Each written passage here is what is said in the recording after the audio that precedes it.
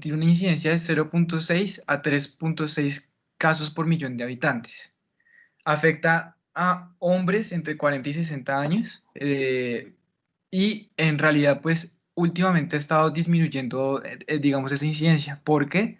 Porque las tasas de contagio del virus de la hepatitis B han ido disminuyendo con las amadas vacunas que tenemos hoy en día y también pues el tratamiento que les estamos dando a estos pacientes. Ya, ahora nos estamos dando cuenta más tempranamente, afortunadamente, de quienes padecen de VIH, de virus de hepatitis B o C, y digamos que eso es una gran ayuda porque pues las complicaciones de estas dos patologías y de tener una enfermedad como estas es bastante duro, es muy complejo el manejo. En cuanto a la etiología, pues en realidad digamos que se puede decir que es un de origen idiopático, eh, derivada de, digamos, una susceptibilidad genética que combinada pues con factores extrínsecos del organismo, como por ejemplo los virus o otras mutaciones, pues nos comprometen a realizar este tipo de inflamaciones sistémicas. Entonces, pues está asociada a la infección con el virus de la hepatitis B, el C, el virus de del VIH. Hay una mutación que es en el gen CSR1, que es el que codifica la adenosíndiaminasa 2. Entonces, hay una enfermedad que tiene, digamos que este tipo de mutaciones, que es el síndrome de Sneddon, y digamos que en este tipo de síndromes eso es lo que pasa, digamos, una desregulación de las respuestas inflamatorias por un crecimiento no regulado de los linfocitos T. Entonces es un estado proinflamatorio que pues afecta más que todo a los vasos y genera todo este tipo de síntomas. Otra cosa que puede haber son síndromes mielodisplásicos, entonces también se asocia a las leucemias y pues digamos que hay que tener mucho cuidado digamos, en este tipo de pacientes. En cuanto a la fisiopatología, todavía no se tiene muy caracterizado esos antígenos de los virus que, pues, hemos visto asociación, pero sí sabemos que hay anticuerpos y complementos que generan daño por inmunocomplejos. Entonces se localizan en la pared vascular, generan, digamos que, opsonización por parte de los macrófagos o las células presentadoras de antígeno que hacen que haya una reclutación y esa reclutación pues es la que me va a generar todo este daño en las paredes vasculares y, pues es como, ¿cómo se puede decir esto? Como un llamado que no termina, ¿sí? Y ese es el problema. Entonces, ¿qué se ha visto? Que predominan zonas de bifurcación. En la fase aguda, pues predominan las células polimorfonucleares como los neutrófilos, y en la fase crónica ya se va a ver más que todo una infiltración de linfocitos y macrófagos. El problema de este tipo de vasculitis es que la lámina elástica de los vasos se rompe. Entonces, lo que más vamos a ver, ay, perdón, lo que más vamos a ver es que por culpa de esta inflamación y la ruptura de la lámina elástica, se van a formar microneurismas. Y digamos que estos hallazgos de los microneurismas son lo que nos va a ayudar en el diagnóstico cuando le tomemos una angiografía. ¿Y cuál es el problema con estas aneurismas? Esto predispone muchísimo, digamos, a los daños o las manifestaciones orgánicas y a la formación de trombos. Otra cosa que puede pasar por culpa de esta inflamación es la estenosis, por culpa de una hiperplasia en la túnica íntima. Entonces depende mucho de qué vasos se afecten, ¿no? Están los vasos que son los vasos derivados de la aorta, los vasos principales derivados de la aorta, y otros vasos que son las arterias musculares. Las arterias musculares son las que están más susceptibles a realizar esta hiperplasia o esta estenosis, y las ramas principales de la aorta, porque tienen una lámina elástica y una configuración de un tejido conectivo elástico, son más susceptibles a que se rompan ese tipo de tejidos por culpa de la degranulación de los macrófagos y neutrófilos y se generen pues estos microaneurismas. ¿Listo? Entonces, el cuadro clínico puede ser tanto indolente como subclínico y hasta llegar a tal punto de ser fulminante en la presentación. Puede cursar entre esas tres. Y lo más común es que presenten síntomas sistémicos como artralgias, mialgias, fiebre, pérdida de peso, neuropatía periférica, y digamos que este sí es un complique porque digamos que hay muchas patologías que podrían presentar neuropatías periféricas del tipo de mononeuritis o polineuropatías eh, motoras sensitivas, ¿no? Lo que es característico de esta enfermedad es que afecta los nervios de miembros inferiores, como por ejemplo el nervio ciático, el nervio peroneo y el nervio tibial. Y de ahí es que vamos a sacar las biopsias. Entonces las biopsias son más que todo pues de la región de los gastrocnemios o de regiones donde nos quede más fácil generar, pues sacar una biopsia sin que se genere una limitación para el paciente en un futuro. Bueno, Usualmente la biopsia se hace del tibial, es el sitio donde hacemos biopsia, que es un procedimiento realmente bastante sencillo, ¿sí? Lo que pasa es que el rendimiento no es bueno, entonces tú puedes hacer la biopsia y coincide con un punto donde no está la afectación, porque la afectación no es completamente homogénea. Y pues el hecho de que esté negativo no te descarta la patología si la sospecha clínica es alta, ¿no? sí, sí. Sí, muchas gracias. Ese es el problema con digamos, las biopsias. Y pues más adelante también les mostraré en dónde más se podrían tomar biopsias. Pero bueno, entonces la afección gastrointestinal, miren que en el caso de nuestros pacientes también es común dentro de esta patología. Pueden tener isquemia mesentérica, úlceras intestinales, colecistitis alitiásica o pancreatitis aguda. Otra cosa muy importante es, digamos, esa infección renal y esa hipertensión arterial secundaria que se genera en el 10 al 63% de los pacientes, o la afección renal propia que podría tener o cursar con proteinuria, microhematuria, incluso pues infartos renales. Y otra cosa muy, muy característica, que aquí dice que no es tan frecuente, pero igual, digamos que es lo que más nos llama la atención, la orquiepidemitis o la prostatitis, que se genera en un 35% de los pacientes. Digamos que aquí es otra indicación de una toma de biopsia, sería pues de los testículos, pero eso es, o sea, la biopsia aquí, la biopsia testicular, es en casos donde el diagnóstico dependa realmente de la toma de una biopsia. No, pues no vamos a tomarle una biopsia a un paciente con orquiepidemitis, eh, pues solamente es cuando dependamos de esa biopsia para hacer el diagnóstico, pero eso es muy seleccionado. Entonces, otras manifestaciones, las cutáneas, como por ejemplo los líderes reticulares, nódulo subcutáneo, úlceras necróticas, eso es lo que más nos llama la atención y digamos que eso nos ayuda mucho a enfocar el diagnóstico y compromiso del sistema nervioso central, como una encefalopatía difusa, infarto o hemorragias. Pueden tener también serositis y esto es algo que también nos puede complicar el diagnóstico y porque pues digamos que en el lupus, por ejemplo, también hay manifestaciones de serositis, de poliserositis, la pericarditis, una pleuritis, y la afección coronaria, que también puede ocurrir, que son las arritmias, los infartos y la insuficiencia cardíaca.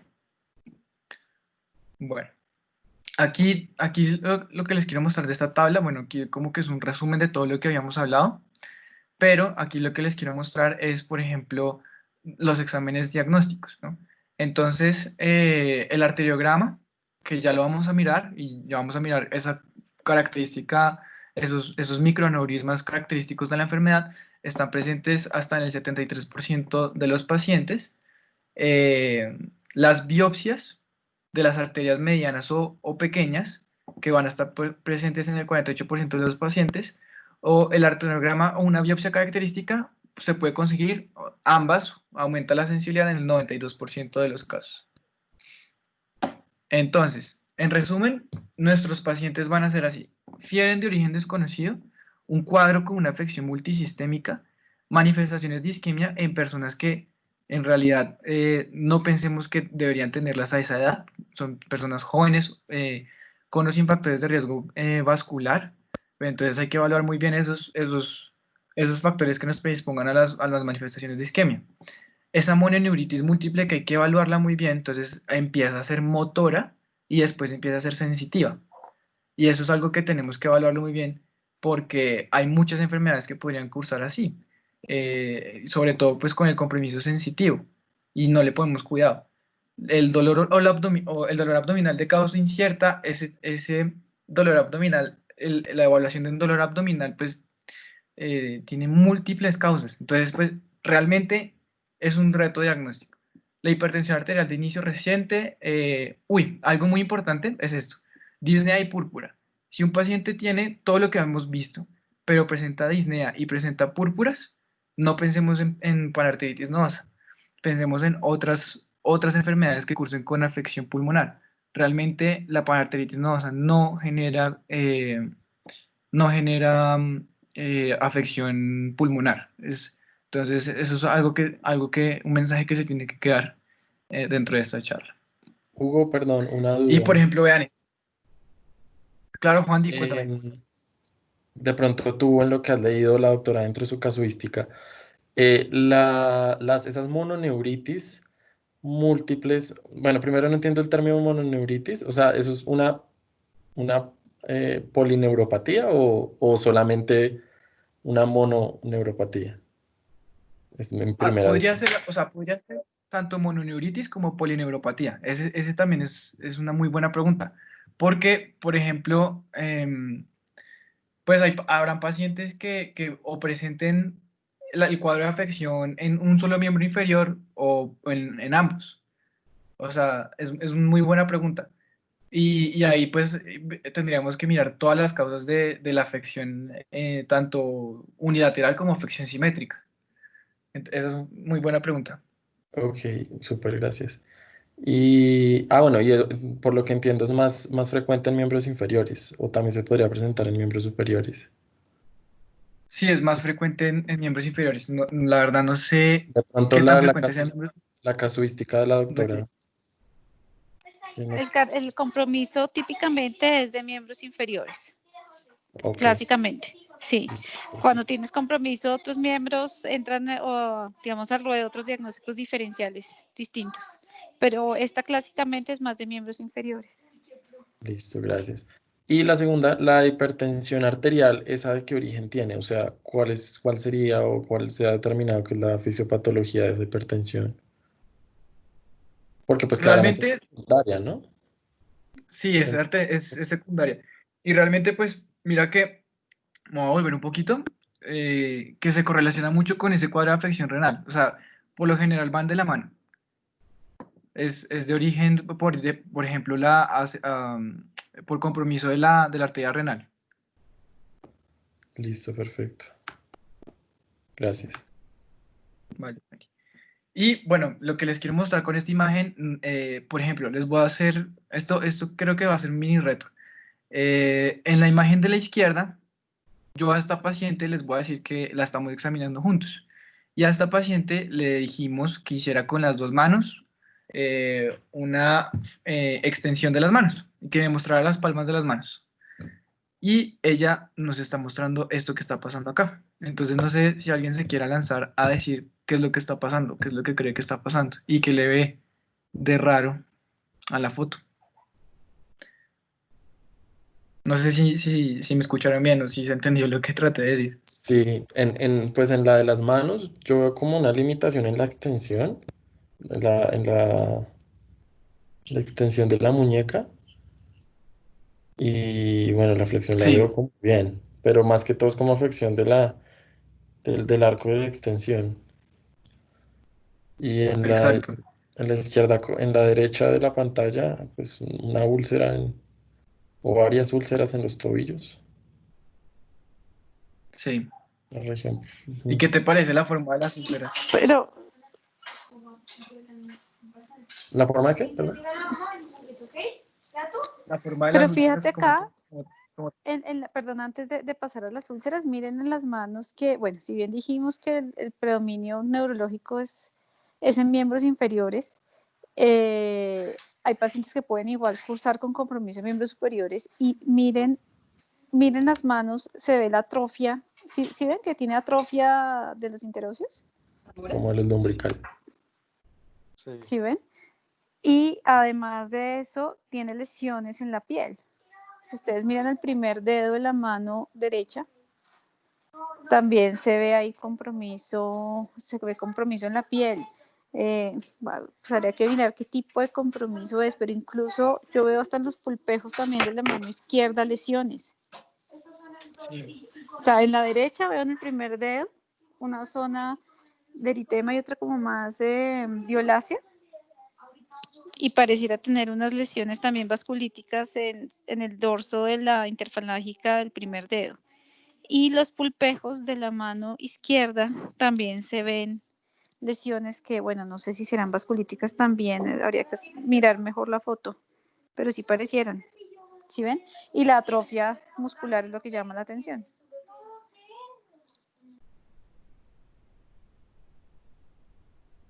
Sí, Doc.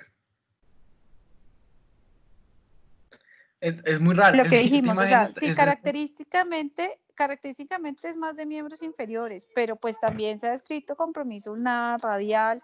Lo que yo he visto más siempre es miembros inferiores. Lo que hemos visto en los pacientes que, obviamente esta no es una patología tan frecuente, pero usualmente ese compromiso de miembros inferiores es súper marcado. Pero esta paciente, creo yo, no sé si decía eso en la referencia donde sacaste la foto, pues sí, a mí me llama la atención porque se ve una paciente que no es mayor, las nanos no parecen ser una persona mayor y sin embargo sí se ve esa atrofia. Sí. Eh, Este es del manual de Washington de reumatología. Es un libro bien chévere. Y pues ahí salía esta foto y me pareció muy curioso. Precisamente por eso, porque el compromiso es más de miembros inferiores. una pregunta, no sé si se dijo, ahorita se me tuvo un poquito de intermitencia de internet y de pronto no escuché. Esa atrofia de los interóseos o en general de los músculos es por compromiso motor, o sea, ya sería la misma neuropatía motora actuando sobre esos Así músculos. es. Listo, gracias. Por Sí, denervación, sí. sí. Perfecto. Entonces, sí, esta es una mononeuritis múltiple y pues la de la derecha pues son úlceras cutáneas, pero lo característico pues el abordaje que uno le tiene que hacer a las úlceras es digamos que revisar si son de bordes regulares o no, digamos que palparla, miren que estas úlceras son más circulares que cualquier otra cosa y eso es más indicativo de que sea compromiso arterial y no compromiso venoso. Sí, digamos, eso es como que lo que se diferencia. Y al extremo distal, palidez mucocutánea, em, digamos que los bordes necróticos no cicatrizados, una úlcera venosa, pues sí puede cicatrizar, digamos que la arterial sí ya es mucho más complejo. Pérdida de Eh, anexos también. Y la exactamente. piel, si ustedes ven la piel alrededor de la úlcera, está relativamente sana. Si fuera una úlcera venosa, uno esperaría Sí, más cambios crónicos ectásicos alrededor en la piel que no tiene ese paciente.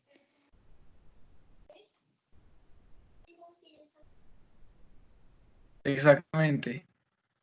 ¿Cuáles son los diagnósticos diferenciales de las úlceras crónicas, diferentes a las clásicas venosas y arteriales?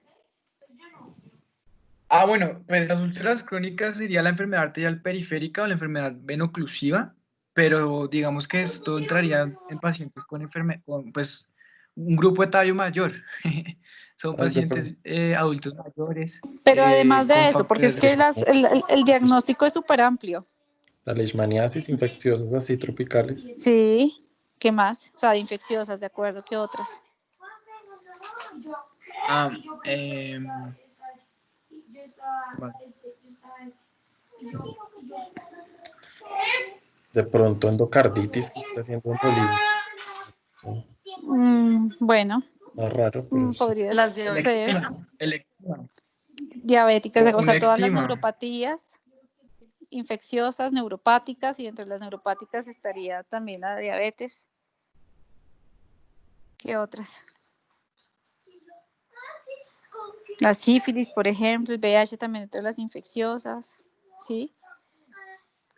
De entre las autoinmunes, por ejemplo, el antifosfolípido también puede que no haga un evento trombótico como tal, O sea, el paciente no tiene antecedentes de trombosis, no tiene antecedentes de abortos y simplemente se presenta con úlceras, por ejemplo, ¿sí?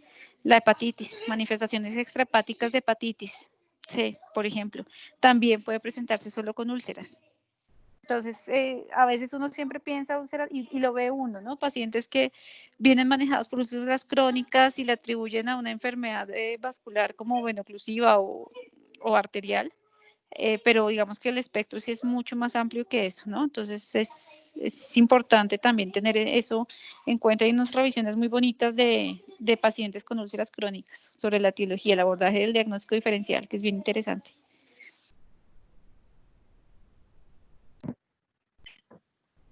Sí. ¿Aló? Sí, te ¿Aló? escuchamos, Hugo. Escuchamos bien. Es que ahorita me está apareciendo el simbolito de que tengo pésima señal, entonces pues cualquier cosa me escriben, porfa. Listo. No, pero eso está escuchando. Ay, Juan, ¿y te puedo pedir un fa? Es que compartí el link, no sé si tú me puedes ayudar a arreglar lo que no deja entrar a gente de afuera, que me están pidiendo que quieren entrar. Aceptar a los externos, no me sale ninguna Ah, bueno. solicitud. Entonces, si algo yo estoy pendiente. Va, bueno, no hay problema. Listo. Entonces, sigamos. Las pruebas complementarias, miren que cuadro hemático con hiperosinofilia, esto ocurre en el 30% de los pacientes.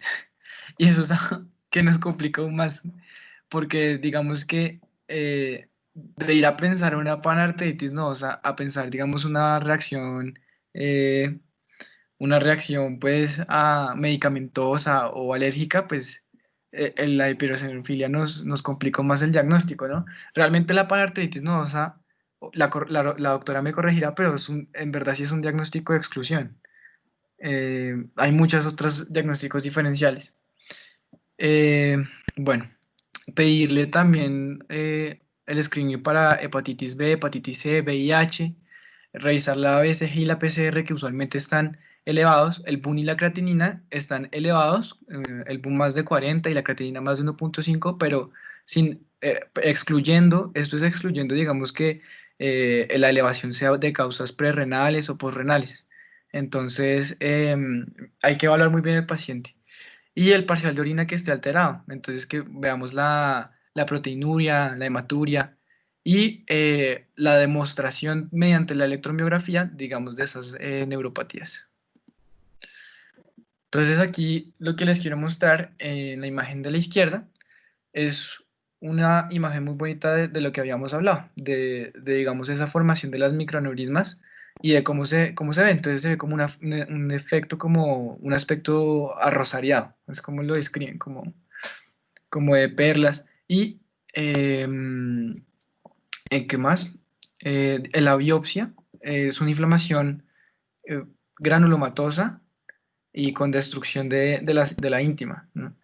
Entonces, infiltrado importante, como crónicamente, pues el infiltrado es más que todo mononuclear. Aquí otra, que en el que sí se ve muy bien ese aspecto que les digo de las microneurismas en el riñón. Aquí otro, estos también son renales, y en el otro es el mesentérico. Listo. Entonces, las pruebas complementarias, la arteriografía, la biopsia, digamos si el paciente está sangrando o si la estenosis es muy importante, pues mirar, mirar si le podemos colocar un stent. La biopsia puede ser de piel, de nervios, de músculo, puede ser renal o testicular. Eh, Podemos pedirle angiotaquia, angioresonancia magnética e incluso pues estos pacientes dentro del abordaje que se les hace ya habrán tenido muchas imágenes, pero realmente como que realmente lo que más nos sirve es la arteriografía. La arteriografía es lo que más nos va a servir para hacer el diagnóstico. Y digamos que es un procedimiento bastante invasivo que se reserva. No a todos los pacientes les hacemos la arteriografía, sino que tiene indicaciones más, más como hacia el tratamiento, ¿sí? Entonces, los criterios: pérdida de peso mayor o igual a 4 kilos, lideses reticulares, dolor o sensibilidad testicular o inflamación no debida por trauma o infección, mialgias, miopatías o inflamación difusa, mononeuropatías o polineuropatías, hipertensión diastólica, el BUN de más de 40 o la creatinina de más de 1.5, excluyendo la deshidratación, causas medicamentosas o obstrucción, que tenga hepatitis B positivo, la arteriografía anormal con aneurismas o estenosis de arterias viscerales, una biopsia y que si tiene más de 3, tenemos una sensibilidad de estos criterios clasificatorios de 82.2 y especificidad de 86.6. Realmente, pues, en comparación con las otras patologías y con el mismo criterio diagnóstico de la American College of Rheumatology, pues hay, digamos que, patologías que sí tienen mayor sensibilidad y especificidad en cuanto a sus criterios clasificatorios. Esta pues, es, digamos que, de las más bajitas. Por lo mismo, porque pueden haber muchas que causen esto. Y se ha estudiado muchísimo esta enfermedad, por lo mismo, porque pues es una enfermedad que conlleva una morbilidad y mortalidad bastante importante, y pues han hecho unos criterios o factores de riesgos para la mortalidad. Entonces aquí les voy a mostrar. Esto es un trabajo que se hizo, que lo hizo el French Cooperative Study, que habló como de unos factores que vieron implicados en riesgo importante de mortalidad a 5 años, que son 5: proteinuria, creatinina en suero, miocardiopatía, implicación gastrointestinal e implicación del sistema nervioso central. Digamos que esto también me conlleva mucho a seleccionar el tipo de tratamiento que le vamos a dar. Entonces, sin factores de riesgo a los 5 años y una mortalidad del 88%. Sí, con un solo factor de riesgo a 5 años de 74%, y con más de 2 a 5 años del 54%. Entonces, no vamos a abordar mucho en cuanto al tratamiento, pero lo único que quiero decirles es que, digamos que en cuanto a esa diferenciación de si tiene o no tiene factores de riesgo, conlleva pues la selección de otro tipo de inmunodepresores, como por ejemplo la ciclofosfamida. Y es algo muy importante tener en cuenta que lo que más queremos es que consigan esa remisión, y digamos que algo también muy importante es que ellos van a estar en riesgo de hacer infecciones. Entonces, miren que acá se les da como profilaxis el trimethoprim sulfa en aquellos pacientes que usemos el ciclofosfamida. Y de segunda línea, miren que primero también tenemos que tratar el tratamiento o sea, tenemos que mirar el tratamiento de la hepatitis B. Hay que tratarla.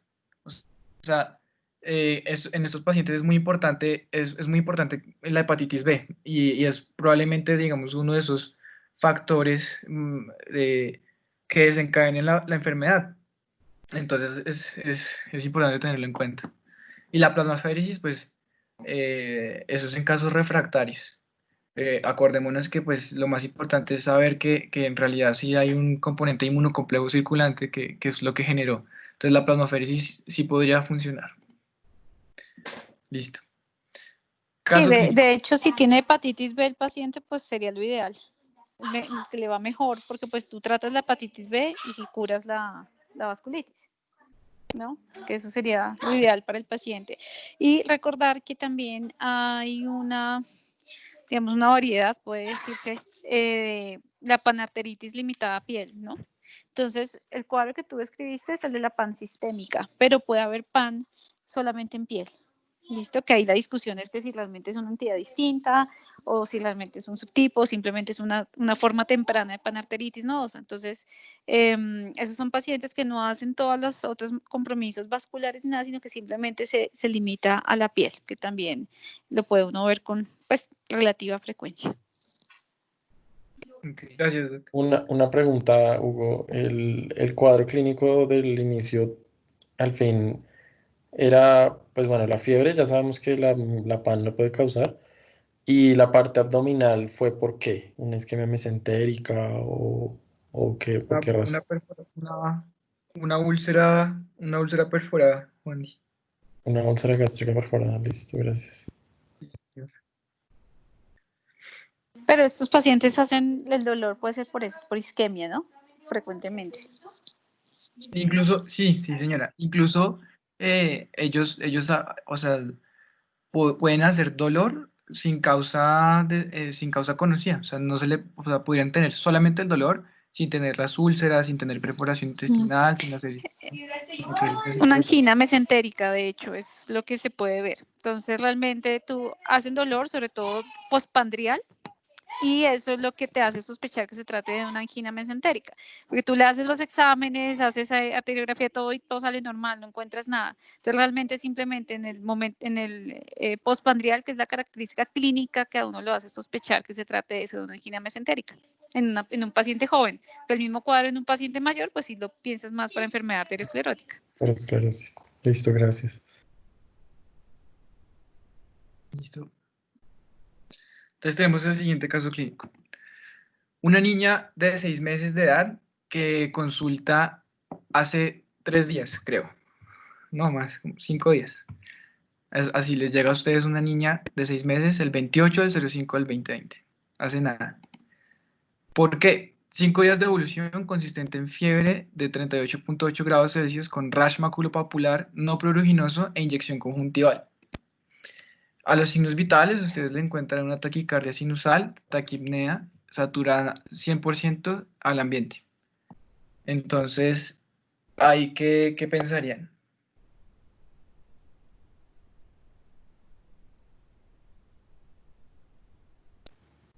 El grupo de las exantemáticas en los niños. O sea, ahí podría ser cualquier cosa, podría ser un eritema infeccioso, podría ser un- ahí no se sabe bien la relación de la fiebre con el rash, pero podría ser un eritema súbito. eh, bueno, el montón de rash que pueden hacer los niños. Sí. Bueno, y la ¿Qué más? inyección conjuntival me llama la atención porque no sé si lo vas a hablar ahorita, pero es clásico junto con neumopatías en niños presentado en la enfermedad de Kawasaki. Inyección Exacto. conjuntival, Sí. una linfadenopatía y rash, Ajá.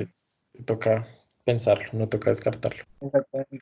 Por eso se llama la enfermedad de Kawasaki síndrome mucocutáneo. Entonces, bueno, ya con ese abordaje, excelente abordaje del doctor Juan Di, aquí tenemos unos paraclínicos que le hicimos. Entonces, a la de Rickets de tórax le pedimos en esta época y le encontramos unas opacidades alveolares en el lóbulo inferior izquierdo, una leucocitosis con anervia normocítica, una PCR de 13.2, una BCG de 118 y hipoalbuminemia se le documentó. Entonces, acá les voy a comentar que le hicieron una prueba de COVID, ay, aquí ven, y salió positiva. Eh, Quiero mostrarles las imágenes de este caso clínico. Entonces, en la imagen central, pues vemos esa inyección conjuntival y en las imágenes laterales vemos ese rash maculopapular en tanto en miembros superiores como en miembros inferiores. Lo chévere pues de este caso clínico, pues tenemos las imágenes y ella no presentó adenopatías, tampoco presentó tos, pero la prueba de coronavirus que se le hizo, pues digamos que porque consultó en esta época salió positiva. Entonces, ¿qué es lo que quiero que digamos en esta charla eh, con respecto a la enfermedad de Kawasaki? La enfermedad de Kawasaki es una enfermedad que todavía, al igual que las otras vasculitis, no se le ha encontrado como un antígeno que sea característico de su presentación, pero que en esta época es muy importante que la conozcamos y que la aprendamos a diagnosticar por culpa de eso, porque se ha visto asociada a un aumento en la incidencia en las épocas donde las enfermedades respiratorias tienen su pico, ¿no? Entonces, digamos que ahorita tenemos que estar muy pilas porque muchos niños nos pueden llegar a consultar y podrían tener una enfermedad de Kawasaki. Entonces, hablaremos de la epidemiología, lo mismo. Entonces, de epidemiología y la historia, esta es una enfermedad que se describió por primera vez en 1976 por Tomasaku Kawasaki. Y él lo describió como un síndrome ganglionar mucocutáneo, por la afección ganglionar, pues las adenopatías, ese rash maculopapular, ese eritema. Esperen un momento. Eso es importante porque muchas veces, o sea, uno quisiera que todo el cuadro fuera florido, ¿sí? Pero realmente no siempre se presenta así. Entonces, muchas veces lo que tiene es que el niño simplemente está con fiebre y adenopatías. Pues un niño con fiebre y adenopatías es cualquier cosa. O sea, Exacto. cualquier cosa son gripas, ¿sí? Todas las gripas que les da a ellos. Entonces, la enfermedad de Kawasaki uno nunca la tiene en el radar cuando ven, o sea, los pediatras sí, pero los médicos generales y pues los médicos de adultos no las tenemos en cuenta. Y realmente es súper importante, como nos vas a contar ahorita, el diagnóstico oportuno de estos niños para evitar las complicaciones que tiene la enfermedad. Entonces, no esperar, aunque lo característico sí es esa inyección conjuntival y que es un exantema y un enantema, no debutan necesariamente con todo de forma simultánea. Entonces hay que estar muy atento al paciente que consulte, que lo lleve la mamá porque está con fiebre y unas adenopatías pequeñas cervicales, explicarle muy bien que en el caso que empiece o sea, que la fiebre persista, que es una de las características, que la fiebre no cede, o que aparecen las otras manifestaciones, pues inmediatamente la consultar, ¿no? Exacto. Gracias, Luca. Entonces, en cuanto a la epidemiología, esto es algo muy, muy curioso, porque, pues, si ustedes ven, hay unas épocas en las que hubo una incidencia altísima de 5.000 a 6.000 casos anuales, que fueron en 1979, en 1982, en el 85 y en el 86. Hubo como ese pico característico en la enfermedad y pues eso ayudó mucho, digamos, a la caracterización y a, digamos, esos protocolos en cuanto al manejo. ¿Qué se descubrió? Que son niños, usualmente menores de 5 años. Lo que más pasa es que ellos tengan ese diagnóstico dentro de ese rango de edad y pueden tener una recurrencia del 6%. Afecta más a hombres que a mujeres.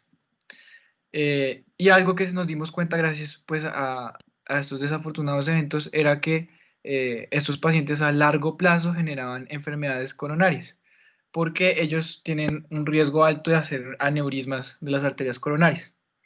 Entonces, fíjense que realmente es algo muy importante de saber, porque por ejemplo en Estados Unidos es la primera causa de enfermedad cardíaca adquirida. Entonces, hay que tenerlo muy en cuenta. En cuanto a la etiología, eh, no se conoce la gente aún, entonces hablamos de una susceptibilidad genética igual que las anteriores, pero miren que estamos frente a entidades a microorganismos muy frecuentes, por ejemplo, el Propionibacterium agnes, que pues es flora de la piel normal, eh, las riquecias, el parvovirus B19, el Epstein-Barr, el coronavirus, pero entonces, antes de este coronavirus, se documentó que en esos picos de coronavirus, que realmente pues menos del 5% de los pacientes con Kawasaki van a tener ese antecedente de los coronavirus, pero pues igual hay que tenerlo muy en cuenta. Realmente son otros tipos de virus, como por ejemplo el rinovirus, el adenovirus, esos son los que más comúnmente se asocian a la enfermedad de Kawasaki, pero pues hay que tener muy en cuenta ahorita en esta época eso. Y otra cosa muy importante es acerca de los portadores nasales del estafilococo aureus. Hay otra cosa que se documentó y era que muchos de esos pacientes tenían o eran portadores nasales del Staph aureus. Y eso está relacionado, digamos, a las supertoxinas o el antígeno, pues, que es muy importante, que es la supertoxina del S. aureus. Entonces, en cuanto a las manifestaciones más frecuentes, la fiebre, el exantema y los cambios en las extremidades. Entonces, por ejemplo, lo que vimos en nuestra paciente, descamaciones, edemas, eritema maculopapular y las descamaciones, esto lo van a ver muy característico en la boca y estas descamaciones pues se confunden mucho con otro tipo de patologías de los niños. La conjuntivitis en el 90%, lesiones orales en el 93%, adenopatías en el 43%, y algo que es desafortunado que son los aneurismas coronarios. Los aneurismas coronarios ocurren en el 25% de los pacientes. Ya veremos que más adelante que esto se asocia con ciertos, o sea, hay pacientes que tienen unas mutaciones que nos van a predisponer para formar estos aneurismas coronarios, o sea que no en todos se presentan, y aparecen usualmente a las 2 semanas de haber hecho el diagnóstico, de haber hecho, digamos que el síndrome mucocutáneo. Y la mortalidad total es del 2,5% y usualmente es una ruptura que ocurre más o menos hacia la tercera o la cuarta semana del diagnóstico. Entonces, en cuanto a la caracterización, es una vasculitis que afecta todo el vaso. Y algo muy importante que les quiero comentar y que iremos comentando de la fisiopatología es que se asocia al HLA-DR. ¿Qué pasa con las mutaciones del HLA-DR? Que en realidad hace que se codifiquen proteínas del complejo mayor de histocompatibilidad que estén mutadas, y estas proteínas pueden hacer que no tengan una buena función o que sean opsonizadas y que pues sean el desencadenante de esa inflamación en el vaso. Entonces hay activación endotelial, activación del complemento, activación de linfocitos y lo que les decía. Entonces algo muy importante es estas mutaciones, el ITPKC y el CASP3, que son reguladores del crecimiento y de la estimulación de los linfocitos. ¿Qué pasa? Que estas pacientes que tengan estas mutaciones no van a responder al tratamiento que tienen estos pacientes, que es la inmunoglobulina. Entonces, pues ahí tenemos un verdadero problema. Y otro problema es que se ha visto que los pacientes que tengan este tipo de mutaciones y este tipo de enfermedad en las coronarias van a tener más que todo una respuesta TH17. Y entonces esto es como que lo que más se ha visto en este tipo de pacientes. Eh, bueno, otra cosa pues es lo que les decía, las aneurismas en las coronarias. Bueno, eso es algo muy característico que a todos nos hace recordar, que es el niño con la lengua en fresco.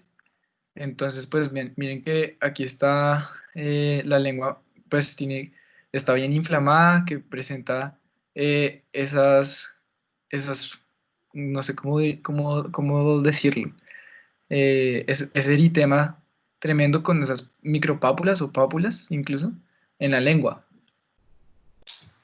Enantema, ¿no? Es eso. en antema. Gracias. Ujú. Ese rash maculopapular generalizado y esas descamaciones. Por ejemplo, uno que pensaría, digamos, en la imagen de la Esas derecha. descamaciones son típicas, ¿no? De la enfermedad, perdón. Sí, ok, no, tranquila, muchas gracias. Pero, por ejemplo, hay un diagnóstico diferencial, digamos, que con un niño que pues, tenga ese tipo de escamaciones en la boca, ¿no? O sea, si, por ejemplo, el niño presenta fiebre y ese tipo de escamación, Yo pensaría, no bueno, sé más si... en la boca, en la piel, si tiene un signo de Nikolsky positivo, eh, ¿cómo se llama este? El de Laureus, de piel escaldada. Ajá, ajá. Piel escaldada. Exacto. O sea, De y aparte acuerdo. que también es, digamos, en este niño, mírale la descamación que también es dorada. O sea, las descamaciones se convierten en doradas. Y bueno, y eso es un reto, ¿no? Ese también es un reto, el reto diagnóstico, aunque pues teniéndola ya muy en cuenta, digamos que es más fácil de reconocer que las otras vasculitis. Pero la descamación es solamente en el enantema o también en el exantema. Que yo sepa solamente en la boca. Oral, esto es todo perioral, exacto. Perioral. Ujú. Pues porque el escaldada sí es en todo el cuerpo, ¿no? Sí, sí, sí. No, aquí es perioral. Listo. Y esta imagen de, de un pacientico que pues, tenía la trombosis coronaria. Bueno, aquí una resonancia magnética un angiograma con resonancia magnética y pues miren, aquí no sé si alguien se quiera lanzar a escribirla, pero se pueden ver muchísimas cosas.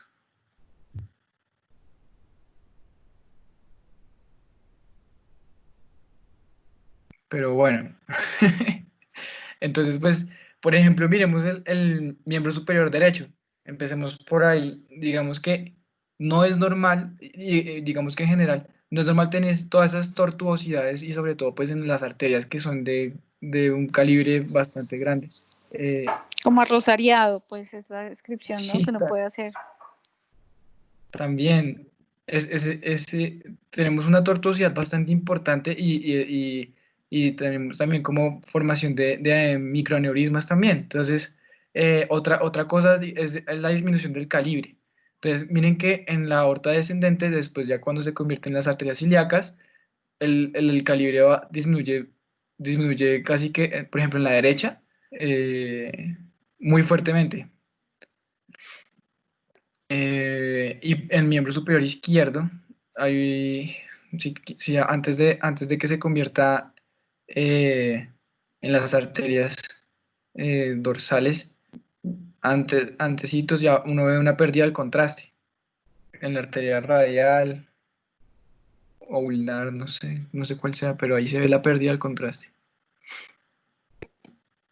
Bueno, eh, característico, pues miren, fiebre durante 5 días o más con inyección conjuntival bilateral, alteraciones en los labios y en la cavidad oral, eritema orofaringeo difuso, la lengua en frambuesa, enrojecimiento, sequedad y fisuración labial, cambios en extremidades periféricas, enrojecimiento de las palmas y plantas de las manos y pies, con edema indurado en la fase inicial y descamación membranosa de las puntas de los dedos en la fase convaleciente, exantema polimorfo en las superficies extensoras de los miembros y el tronco, y adenopatías cervicales agudas no purulentas.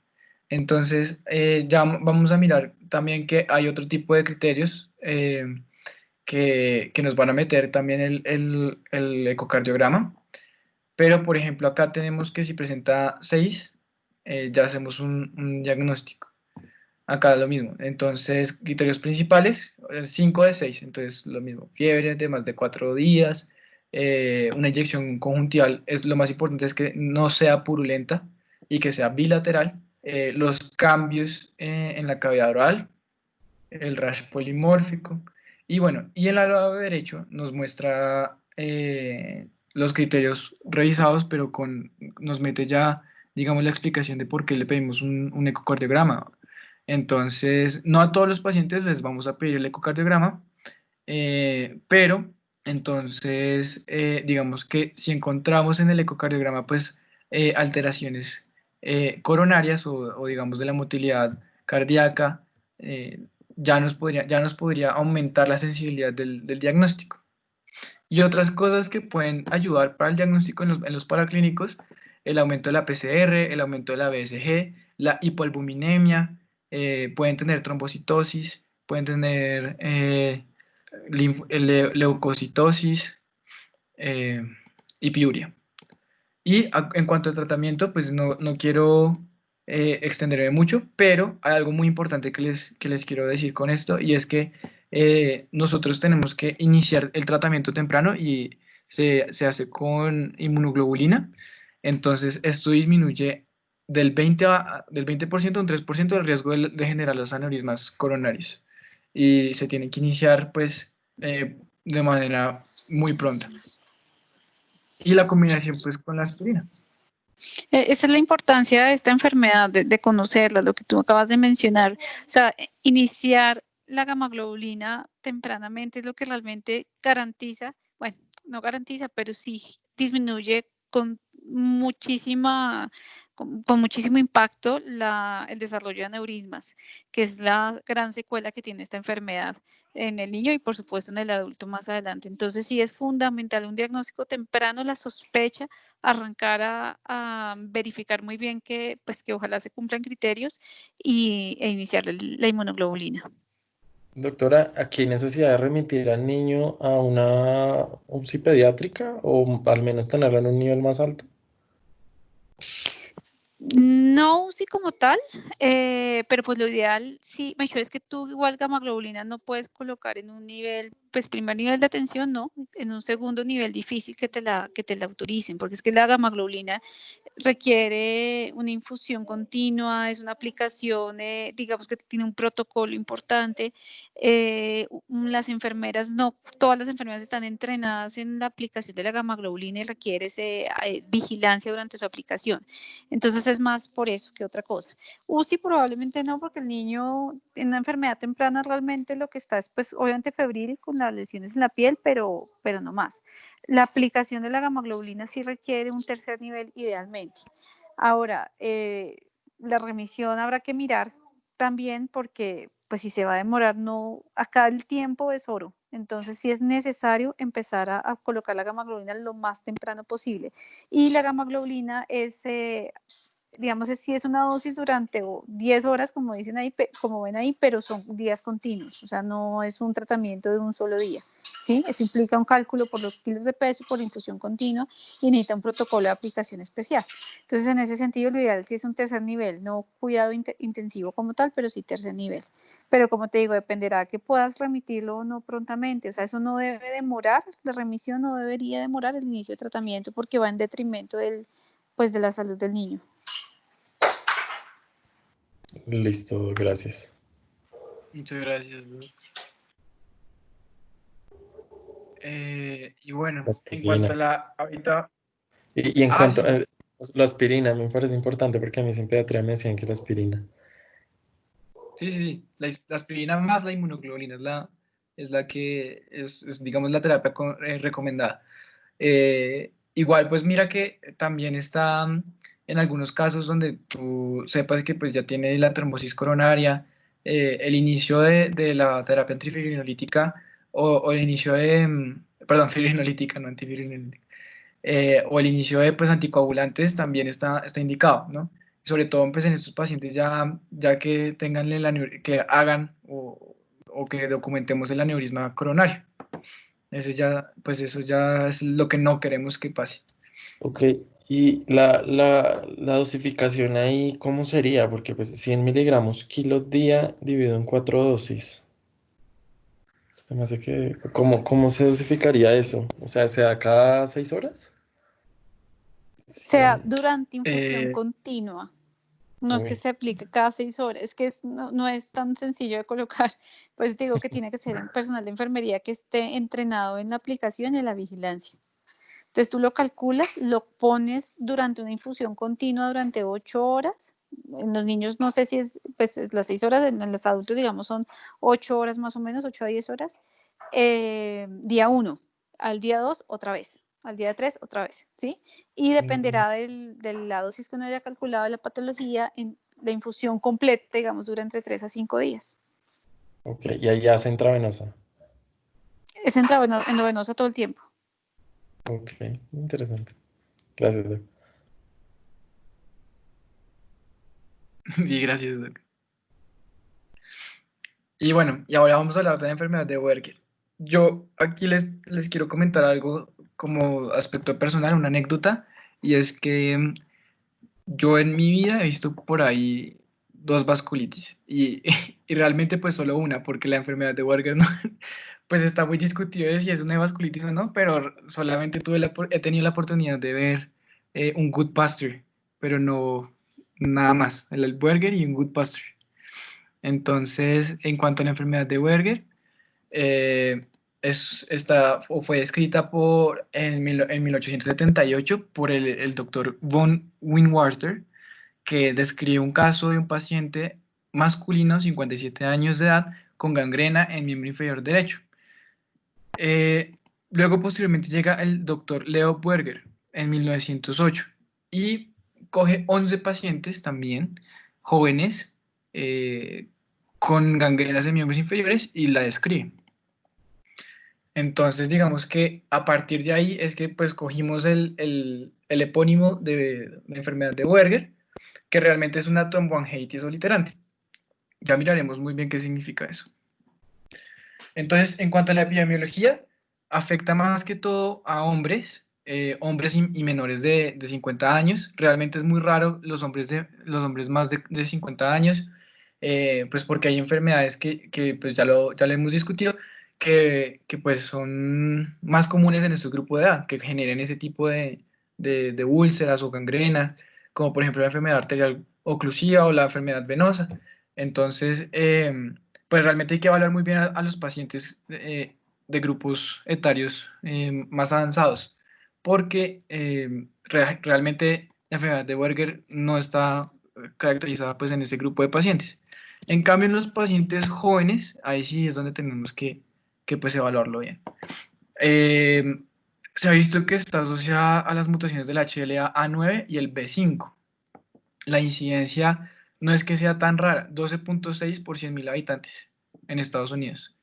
Y ya les vamos a mostrar cómo a nivel mundial qué tal ha sido.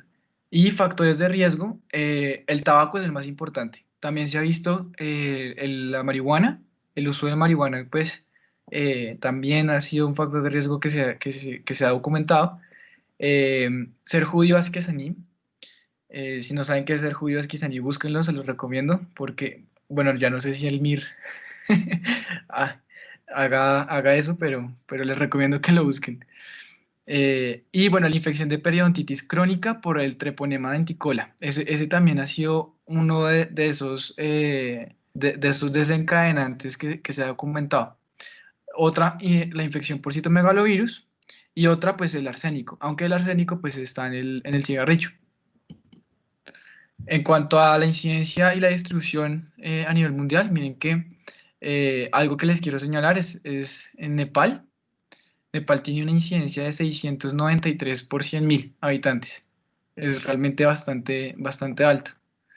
Pero esta gráfica me gusta mucho porque habla y diferencia muy bien, digamos, que esa causa de las úlceras y pues, de la gangrena distal, y la compara con la enfermedad arterial periférica.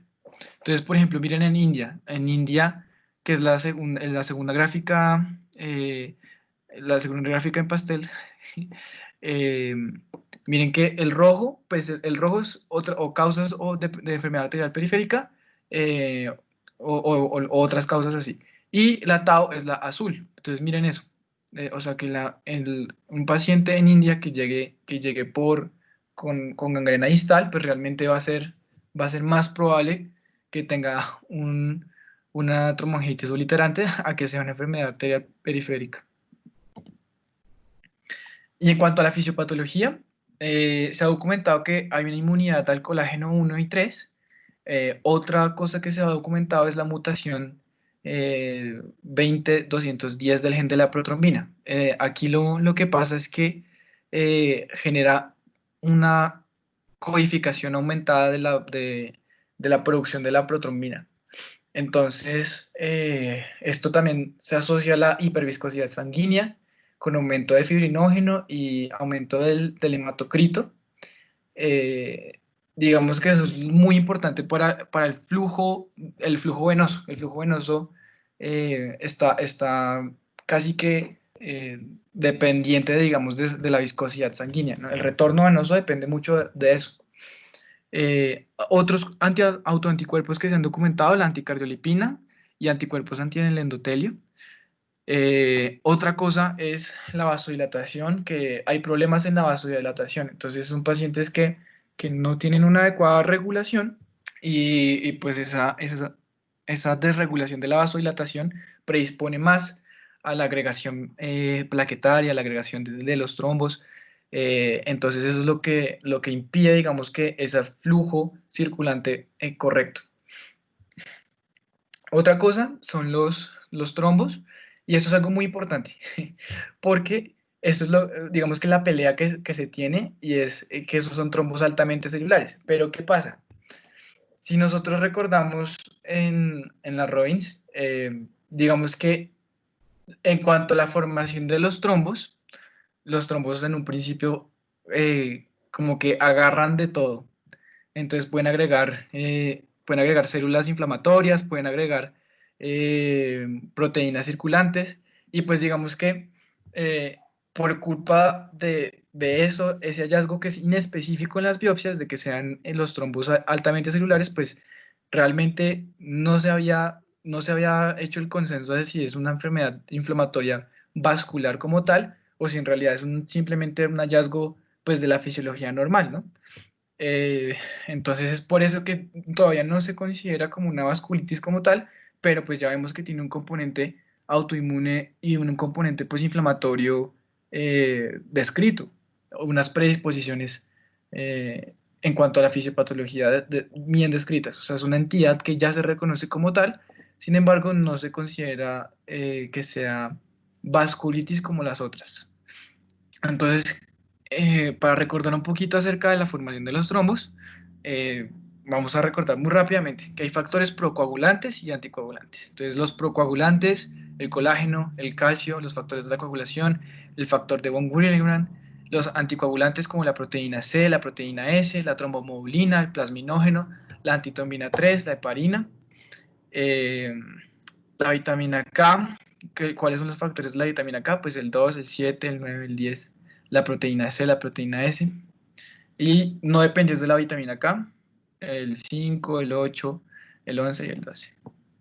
Aquí pues les quiero recordar nuestra amiga la plaqueta, que tiene varios gránulos que contienen algunas enzimas y algunos factores muy importantes para la coagulación, pero les quiero hacer énfasis en los gránulos alfa, que tienen el factor de von Willebrand, el fibrinógeno, el factor 5, el factor 13. Entonces, a esto porque aquí vamos a mirar más que todo cómo funciona la plaqueta. Importante pues recordarlo. Entonces digamos que el factor de von Willebrand que se expresa en el daño del tejido y el colágeno que también se libera en el daño del tejido, hace que la plaqueta los reconozca, la glucoproteína 1B, la glucoproteína 6, hace que se secrete o que la plaqueta secrete pues ADP, serotonina y tromboxanos. Entonces la serotonina para hacer vasoconstricción, vasodilatación para que lleguen más. Eh, bueno, digamos que también expresa en su superficie celular la glicoproteína 2B3A se va a pegar de fibrinógeno, y esto va a hacer que haya una unión entre las otras plaquetas. Eh, bueno, otras moléculas importantes, las ICAM que se van a unir, las ICAM1 que son moléculas de adhesión que también se presentan en otros tipos de células inflamatorias, que también tienen receptores para las plaquetas, que es la glucoproteína 1B, y el CD40, el ligando del CD40, que también para las células inflamatorias con CD40. Aquí este es un resumen. Y bueno, las vías de coagulación, la vía intrínseca, la vía extrínseca, que ya lo vimos. Entonces digamos que todo depende mucho de esa liberación de la lesión o la exposición al factor tisular, que hace que se desencadene toda la cascada de coagulación, pues terminando en últimas en la excisión de la protrombina y la conversión de la protrombina a la trombina. ¿Sí? Entonces, ¿qué vamos a tener? ¿Esto por qué lo digo? Esto lo digo porque digamos que esas exposiciones al tabaco, esas exposiciones, digamos, a autoinmunes, esas exposiciones a la inflamación local, todo esto genera en últimas esto, las zonas de lesiones endoteliales o vasculares que generan esa predisposición para la liberación de los factores de coagulación y la adherencia plaquetaria. Esto en últimas, pues lo que les quería comentar era exactamente esto, que va a formar la producción de trombos a nivel vascular. Y miren lo que les quería mostrar con esta imagen. Era que normalmente, digamos que toda esa producción de los trombos, pues van a hacer que se agreguen eritrocitos, que se agreguen más plaquetas, y pues células que pasen por ese vaso también van a quedar atrapadas en los coágulos. Entonces, por eso mismo en las biopsias tomadas, pues no nos van a servir, porque pues vamos a ver esas células inflamatorias que en un momento pues se pensó lo que les decía, que es un proceso fisiológico normal derivado de la producción de los trombos, pero pues ya sabemos qué es lo que sucede a nivel molecular. ¿Listo? Bueno, entonces una fase aguda de la vasculitis, perdón, de la, de la enfermedad de Wenger, vamos a ver trombos inflamatorios altamente celulares, que pues por lo que les comentaba, que la formación intrínseca del trombo pues va a atrapar todo lo que pase por ahí. La fase intermedia, que dependía, esto ya depende mucho del tamaño, ¿no? Si el trombo genera esa oclusión casi que total, el trombo posteriormente va a organizarse. ¿Qué es lo que significa la organización del trombo? Pues que hay factores, perdón, eso no lo mostré, hay factores que hacen que el trombo como tal se lise, ¿sí? Esos son los factores que hacen, que activan la fibrinolisis o factores que activan el plasminógeno y, y lo convierten en plasmina. Y pues esto es lo que hace es ya en un proceso de lesión vascular, pues ya que el trombo hizo su efecto y ya hubo reparación vascular, hubo reparación endotelial, pues ya no necesitamos el trombo. Pero, ¿qué es lo que pasa? Que en el caso de de que en ese trombo no ocurra ese proceso de fibrinolisis, que no ocurra ese proceso eh, que es normal de la fibrinolisis y de la organización eh, o de la desistencia del plasminógeno, entonces lo que va a ocurrir es la organización del trombo, que son canales que se forman en ese trombo que ocluyó completamente la arteria y que hace que haya un flujo vascular, pero un flujo que pues no va a ser el mismo, ¿no? Entonces digamos que a nivel distal de la oclusión, pues vamos a tener esos síntomas o esas manifestaciones de estenosis y de isquemia. Y otra cosa que va a pasar, pues si recordamos la triada de Virchow, que no sé si alguien quiera decirlo, o si la recuerde, pues vamos a tener aún más factores de coagulación, predisponentes para la coagulación. Listo.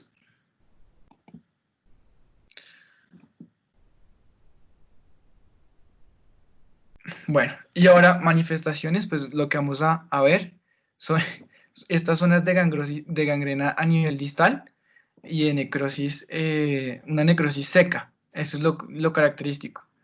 ¿Qué es lo que va a pasar? Entonces, creo que por aquí tengo una imagen. No sé, es que si las diapositivas se están pasando lento, me avisan. No, están bien, Entonces, Hugo. Están normal. ¿sí? Aquí empezó mi... Entonces, por ejemplo, Normal. vean esta imagen. En la imagen de la arteriografía a la derecha, vamos a mirar característicamente, lo describen como una imagen en sacacorchos. Y no sé si alguien se quiere atrever a decirme dónde está el problema vascular en este caso, en la mano. O sea, ¿dónde creen que está, digamos, esa oclusión? Están pues, en los dedos, el pulgar, el índice y el tercer dedo también. Exacto. O sea, aquí, y digamos que algo muy característico es, esas zonas o sea, por eso lo llaman sacar corchos, porque la revascularización o digamos ese intento de hacer, de hacer nueva, o bueno, angiogénesis, va a producir, digamos, esas imágenes o esos hallazgos en la arteriografía. Entonces, a la evaluación del paciente, vamos a hacerle este test, que es el test de Allen. Entonces, este constituye pues una prueba en la semiología que nos va a decir cómo está ese paciente reporfundiándose, pero digamos que esto lo vamos a hacer en casos pues, afectación en manos, en miembros superiores. Ya en miembros inferiores, pues ya eh, haremos más pruebas de palpación de las arterias y revisar, digamos, esa vascularización con otro tipo de técnicas. Aquí vemos una angioresonancia, eh, pues a abordarla rápidamente, pues miren la pierna derecha, esa pierna derecha, pues a comparación con la pierna izquierda, se ve muy bien que la arteria femoral, y ahí ya se ve una pérdida de la captación del contraste. Ya a nivel distal, también podemos ver que a comparación con la pierna izquierda, no hay una captación del contraste similar. Entonces está muy afectado el miembro derecho, el miembro inferior derecho, Y algo muy característico de esta enfermedad es que si ustedes ven desde la arteria ilíaca hacia arriba, no van a encontrar ninguna afectación. Esta enfermedad solo afecta las extremidades distales, o sea, miembro superior o miembro inferior, pero nunca afectará órganos. Entonces, se le va a solicitar imágenes al paciente. El eco transtorácico, pues digamos que lo pedimos en caso de que, o sea, es que uno, cuando nos llega este tipo de pacientes, pues no vamos a pensar de una en enfermedad de Buerger. Sin embargo, pues en cuanto a causas de isquemia en un paciente joven, pues tenemos que evaluar si hay un embolismo, si hay hipercoagulabilidad. Entonces, pues por eso es que el eco se solicita. Y algo que está indicado es la toma de la arteriografía en las 4 extremidades. Yo les había dicho que la arteriografía solamente se solicita, digamos que en casos de que haya realmente una, pues, ¿cómo le diría? Un componente terapéutico en el uso del examen. Pero digamos que en este tipo de patología, la arteriografía sí se puede utilizar como método diagnóstico más que de tratamiento. En otros casos, pues lo utilizamos más como tratamiento. Y bueno, lo que vamos a ver es eso, la circulación colateral y las imágenes en sacacorcho, por culpa de esos anastomosis que se dan. Entonces aquí ustedes lo ven. Imágenes de anastomosis en sacacorchos, circulación colateral. Digamos que está muy afectada. Miren el grosor de la arteria y la captación del contraste, pues está mostrando que la arteria está bastante afectada, muy delgada, y la circulación a nivel de la mano, pues realmente no, a nivel distal de la mano, pues miren, o sea, la captación del contraste ya va disminuyendo desde proximal a distal. Entonces, pues es lo que nos va a, a decir, pues que el paciente ya muy probablemente, pues, tengamos opciones limitadas de salvar la extremidad. Entonces, otro mensaje que quiero decirles es, digamos que antes de decir que es una enfermedad de Buerger, pues tenemos que mirar otras causas, ¿no? Pedirle ANCAS, el factor reumatoide, el antipeptido citrullinado, el complemento, SCL70, anticuerpos antifosfolípidos, la diabetes mellitus, que también en miembros inferiores, sobre todo pues en miembros inferiores. Entonces los diferenciales, enfermedad arterial crónica, aterosclerosis, pero esto es en caso de pacientes con diabetes mellitus o pacientes adultos mayores. Puede también haber una enfermedad embólica de colesterol y pacientes con niveles muy altos de colesterol. eh, Estados de hipercoagulabilidad, entonces por ejemplo los pacientes de SAF, los pacientes con enfermedad de Raynaud, o vasculitis de pequeño vaso. En cuanto a los criterios Los embolismos de diagnósticos, colesterol entonces también los puedes tener, Hugo, cuando hacen procedimientos a los pacientes, ¿no? Cuando se les ha hecho cateterismo, por ejemplo. O sea, no solamente se trata de que sea un paciente con dislipidemia severa, sino que uno de los efectos adversos, digamos, o secundarios de un cateterismo puede ser un embolismo de cristales de colesterol. Ahí es cuando más frecuente uno los puede ver. Uy, muchas gracias.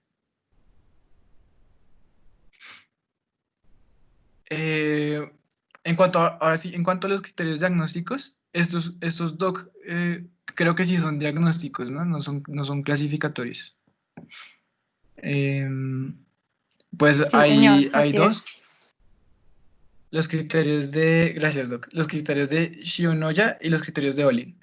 Entonces, en cuanto a cuáles son más sensibles y cuáles son más específicos, pues realmente no les tengo el dato de cuál es mejor usar, sino que pues solamente los traje como para que los comparemos y que sepamos que, pues en realidad es más que todo pues lo que uno quiera usar, ¿no? Entonces, en comparación, pues la edad es la que cambia.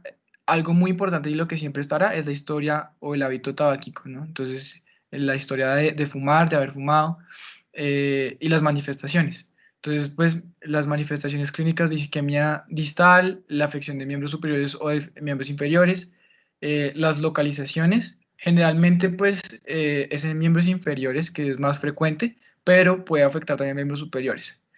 Los hallazgos arteriográficos que pueden estar presentes y se toman como diagnóstico, digamos que en los criterios de Olin, en los criterios de Shinoya no los contempla, y los criterios de exclusión es que acá excluyen o revisan muy bien si tiene otras causas o predisposición por otras causas.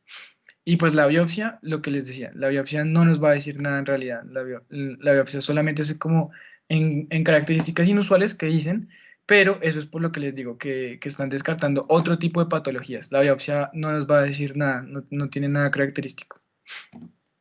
En cuanto al Se ha descrito tratamiento, ya. también en pacientes que no fuman, ¿sí? Pero que mastican tabaco, ¿sí? Lo usual es la historia, pues Sí, dicho, sí. es casi que un requisito, pues, pero se ha descrito en pacientes que no, como tal, no han fumado, pero pues cuando se revisa bien y se reinterrogan, sí han masticado tabaco. Entonces sí, está la asociación clara pues con el cigarrillo finalmente. Sí, muchas gracias por acordarme también. Otra cosa muy importante es, por ejemplo, el tratamiento. eh, las causas de la remisión, uno tiene que ayudar mucho a este paciente porque a la gente que le dicen, oiga, deje de fumar, pues le queda muy difícil y por lo general recurren a parches de nicotina, y estos parches de nicotina en este tipo de enfermedad también predispone para padecer nuevamente para las recidivas de la enfermedad. Entonces, pues realmente que un paciente deje de fumar es bastante duro, y pues nosotros no tenemos más que sino eh, otro tipo de medicamentos como ansiolíticos, o hay otro que sea que es la buprenorfina, un, un antidepresivo, pero pues bueno, el manejo no puede ser con parches de nicotina o con cigarrillos electrónicos. Esto ya hace que este paciente tenga más riesgo de recidivas de la enfermedad. Entonces, en cuanto al tratamiento, lo único que ha demostrado que en verdad funciona es el dejar de fumar. El dejar de fumar evita la amputación, pero el daño hecho está. No es curativa. O sea, no tenemos ninguna terapia que sea curativa en cuanto a la enfermedad. Podemos utilizar prostanoides. Esto pues ayuda a la curación de las úlceras, disminuye el dolor de las úlceras, pero digamos que de todo lo que les voy a decir de los tratamientos, no hay ninguno que tenga evidencia en cuanto a que sea realmente efectivo. O sea, estamos todavía lejos de encontrar algo que nos ayude a evitar la progresión o que nos ayude de hecho a curar el daño. Pero entonces, pues es lo que les quiero decir. Antiagregantes, no hay efectividad. En cuanto a protección o mejoría de desenlaces, los vasodilatadores pues ayudan en cuanto a la sintomatología, digamos, de esa claudicación intermitente o a los vasoespasmos, pero lo que les digo, igual no hay evidencia en la efectividad. Analgesia, pues bueno, es muy importante darles a estos pacientes la analgesia, pero pues igual no evita que progrese la enfermedad. La revascularización, miren este dato tan importante, y es el hecho de que la revascularización igual no cambia la tasa de amputación. O sea, y en el caso del paciente que yo vi, pues este paciente terminó, yo estaba rotando en ortopedia y pues adivinen por qué terminó en mis manos. O sea, lo único que realmente ayuda es que el paciente deje de fumar, y es muy difícil. Hay otros tipos de tratamiento como la simpatectomía, que mejora temporalmente la isquemia, pues es perdón. La simpatectomía en realidad es para mejorar el vasoespasmo. Entonces hace que haya una vasodilatación, pero pues realmente no hay evidencia en la efectividad. Es un tratamiento que se les puede ofrecer, pero realmente no hay nada que nos ayude a prevenir las amputaciones. Necesitamos más estudios, digamos, en cuanto a ese tratamiento que puede ser prometedor, pero igual Lo más importante es que deje de fumar. Inmunomoduladores, miren que en realidad no está indicado. No, pues realmente la fisiopatología de la enfermedad está desencadenada por más que todo el uso del tabaco. Entonces, someterlo a inmunomoduladores es repercutir en cuanto pues al riesgo de reacciones adversas y pues realmente no hay mejoría. En el manejo de las heridas, esto sí es muy importante porque estos pacientes pueden, además de que pues, o sea, si tenemos un paciente que tiene una isquemia, una necrosis distal, podríamos dejarlo hasta ahí, pero ¿qué tal que este paciente nos genere, pues nos llegue después con una infección del sitio operatorio o con una úlcera infectada? Entonces nos va a tocar amputar un poquito más arriba y más arriba y más arriba. Entonces, pues realmente eso es lo que no queremos. Entonces, hay que tener mucho cuidado con el manejo de la herida del paciente. Y otra cosa que se está mirando pues que se está tratando de investigar es el trasplante de las células progenitoras. Esto podría mejorar la supervivencia post-amputación, podría mejorar también los síntomas de claudicación, pero es algo que se está estudiando recientemente. Y no sé si alguien tenga alguna duda. El uso de células cada vez es más esperanzador en muchas patologías, esta no es la excepción. Aquí el lío es el mismo, o sea, lo que tú dices, siempre y cuando el paciente deje de fumar, porque de lo contrario, pues no justifica hacer ninguno de esos tratamientos porque casi que se van a perder todos. Sí, exactamente. Sí, la idea pero, o sea, quitarle el tabaco en todas las formas que venga el tabaco y la nicotina, tabaco y nicotina. Y si fuma marihuana, pues marihuana también.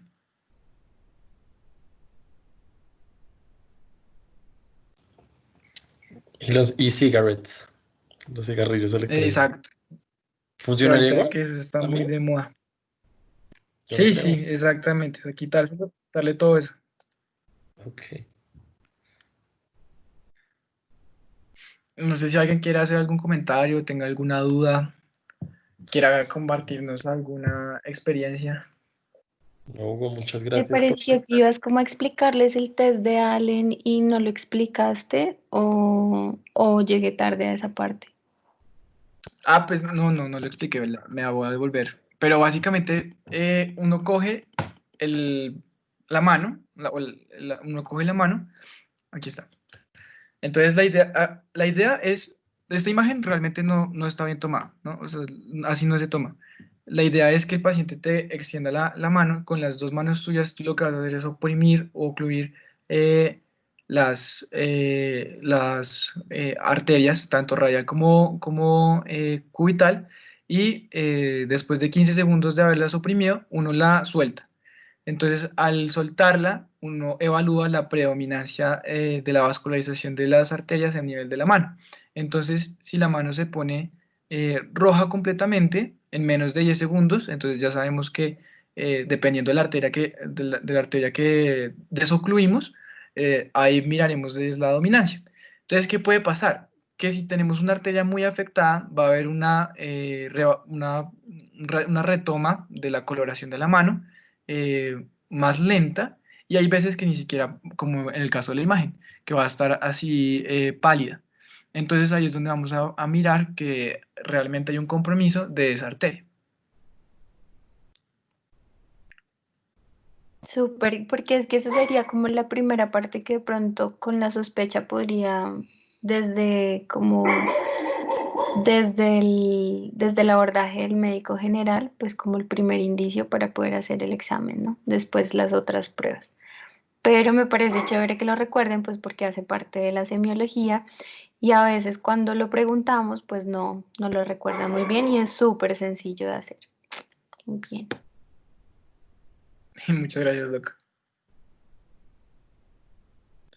No, Hugo, muchas gracias. Estas sesiones en realidad son muy interesantes porque permiten eso, como que uno, de lo que uno generalmente piensa y de todas las causas comunes que uno tiene, siempre tener estas en cuenta.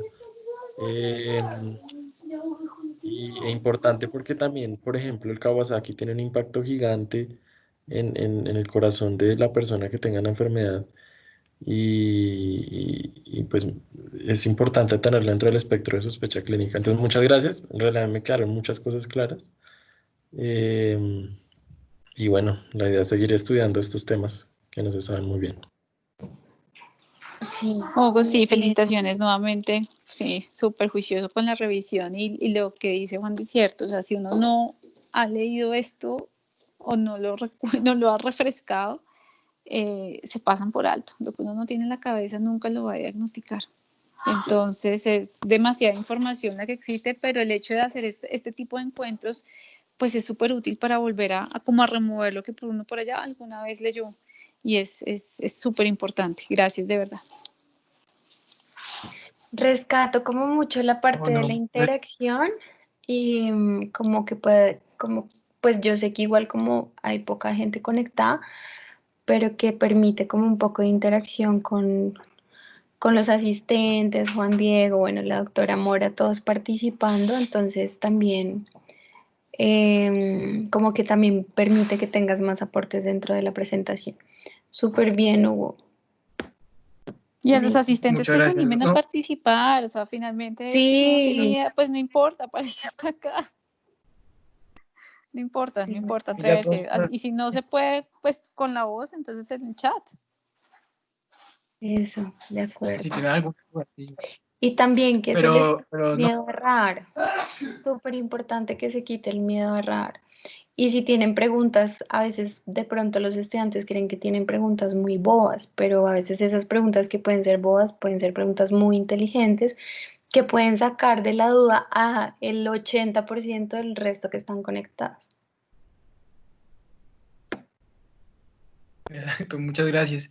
Sí, yo quería decir que realmente pues agradezco muchísimo los aportes de cada uno. La doctora Claudia Mora eh, pues siempre ha estado presente en mis charlas y hace un montón de aportes que pues me enriquecen mucho a mí porque realmente uno lee muchas cosas, pero pues a la hora de la verdad pues el especialista y el criterio del especialista pues le ayuda muchísimo a uno a orientarse porque uno no se lo imagina y uno pues no lo ha visto todavía.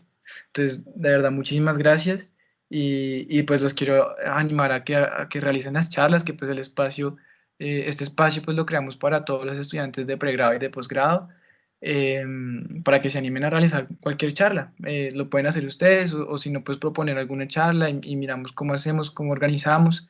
Y agradezco mucho que todos participen y asistan. La siguiente es vasculitis asociadas a ANCA, ¿sí? Sí, Doc, yo me junté eh, con Álvaro González. Él está ahorita en séptimo. Eh, Sí. él me va a ayudar a revisar las vasculitis de pequeño vaso, entonces vamos a revisar las asociadas a ANCAS y a inmunocomplejos. Y ahorita pues estoy trabajando yo no sé doctora qué opine como de hacer una charla acerca de los ANAS y de los ANCAS. Yo ahorita lo estoy agregando como a mi charla, pero no sé si sea muy pertinente. Yo estoy mirando los patrones de los ANAS, eh, pero no Se sé qué podría dejar tal. como un tema aparte incluso, porque las vasculitis asociadas a ANCAS y bueno, la de inmunocomplejos son las más frecuentes, son las que uno más ve, ¿sí? Sí, Bueno, las que más van a ver también los médicos no reumatólogos, entonces creo que vale la pena meterle muy bien la ficha a esas charlas y para no hacerla tan larga, de golpe sea mejor hablar aparte de ANAS y de ANCAS. listo, Doc. Listo, de una. Sí, porque pues leyendo un poquito de eso, esa fisiopatología es muy interesante y es bastante larga y bien complejo de entender. Entonces, pues sí, sería chévere como que todos pues entendieran la base de pues la enfermedad y ya las manifestaciones ya quedan un poquito más claras. De acuerdo contigo. ¿Cuándo va a ser la otra, Hugo? Doc, yo creo que para el transcurso de la próxima semana, aunque pues podría ser, sí, para la ¿Nos vas próxima semana. contando? Vale, sí, para poder Sí, claro, programar. Listo. Vale, claro, gracias. Doc. Esta semana no había algo más el viernes, no. Sí, el viernes, mañana hablo con el doctor Camilo eh, para pues preguntarle, con el doctor Diego Martínez, para preguntarle. Se supone que es la charla de síndromes Ah, paraneoplásicos y sí, esa es Ujú. súper interesante. que la corrimos para por la mañana, porque Oh, él puede por ¿Para la cuándo? mañana. El viernes. ¿En la mañana? la El mañana. viernes por la mañana. Todavía no he cuadrado bien con él a qué horas de la mañana puede, pero va a ser en horario de 7 a 11 de la mañana, como más o menos entre ese horario. No se puede más tardecito. O un sábado en la Empieza- mañana, ¿no será más fácil para los que estén rotando todavía, internos y Creo demás? que... mm. De pronto, no Sí, Voy a sé. preguntarle. De yo creo pronto, que Juli, es ahí la hora. ayúdanos. Sí, doctora Proañez, por favor. Sí. Yo creo que sí, porque ese horario está como muy maluco. Pues pensando Mm. como en que se aproveche la charla para un De sábado. acuerdo. Podría ser. Ujú. Sí, y yo con respecto a lo que les había dicho de la charla de epidemiología, finalmente expusimos el sábado pasado, pero vamos a hacer un webinar del departamento. Entonces luego les paso todo lo que vamos a hacer del webinar para que se conecten. Uf, genial. ¿Listo? Listo, Sí, y Súper. está súper interesante porque incluye muchas cosas. O sea, hicimos como durante un mes muchas revisiones de tema, pero ahora en una hora vamos a compactar todo en contexto pues de pandemia y del COVID, pero muy digerible, de tal forma que pues que pueda ser fácil para todo el mundo. Entonces, yo creo que por ahí al cabo de una semana estaría como publicándose en las redes sociales de la universidad para que se conecten full y ya. Súper. listo, Yo doc. también les quiero compartir, aprovechando que ahorita, si no estoy mal, luego estamos en el módulo de neuro, ¿no? Sí, estamos en neuro. Eh, Ahorita empezamos. eh, con el doctor Godme estamos apenas iniciando una revisión sistemática sobre manifestaciones neurológicas y otros hallazgos en COVID.